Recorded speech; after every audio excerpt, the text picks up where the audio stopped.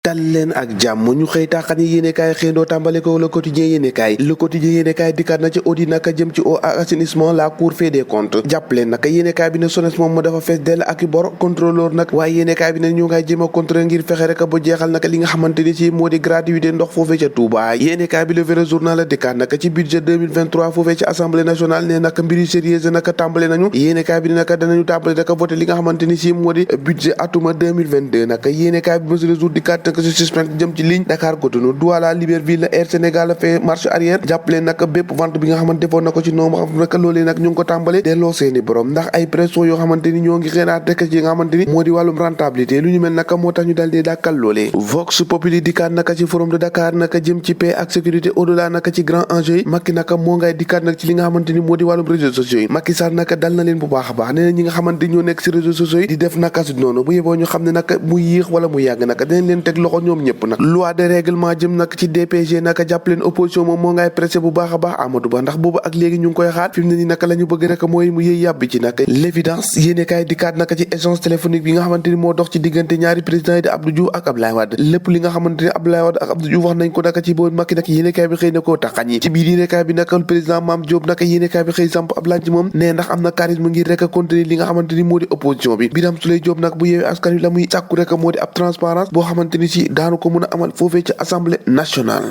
l'observateur yéenekaay dikkaat naka ak waxtaan wu réew yi nga xamante ne seq na ko ak Olivier Brice naka bi nga xamante ni si moo nekkoon foofee ci Dakar Sacré-Cœur nee na moom la ñuy jiiñ pédophile naka ci li nga xamante ni si daanaka da koo jaaxal nee na dañ ko doon jiiñ li nga xamante ni si moo di tëddee ay xale yu ndaw foofee ci Dakar Sacré-Cœur nee na la ko ci gën a métti mooy mbir mi la mu laal Dakar Sacré-Cœur ñaari at ya nga xamante ni def na ko ci kaso na mu ko dundee loolu yëpp nag ko nekk tubaab gi naka netal ne ko suñu naataango yi fare ci l'observateur la mu ca jeexale moo di nekkul naka li nga xamante ni moo di góor jigéen waaye góor dëgg la dëgg la xewoon foofee naka ca mosquée Amitié 3 Sicap Baobab naka léegi ko yéenekaay ci la xëy fasal naka procureur dugal na ci ay loxoom léegi naka activé na ñi nga xamante ni moo di police bu jëppal ngir rek ñu activé li nga xamante ni moo jëm ci poursuite judiciaire rek si nga xamante ni moo xewoon foofee nag su ko defee ñi nga xamante ni si ñoo sookee loolee nag ñu mun leen a teg loxo lii quotidien xëy naka dikkaat naka dalal Moussa Sow mooy coordonnateur bu COJER nag moom Moussa Sow mooma ci biir yéenekaay bi la mu xamle rek moo di Macky Sall naka dafa war a présenté au candidat ci atum 2024 nii na ñëpp ñi nga xamante ni si dañoo am ay poste de responsabilité te bëgg ñoo feeñal seen bopp naka ci bëgg-bëgg boobee nag ñuy wax booba ak léegi di candidature Macky Sall atum 2024 bu yeboo nag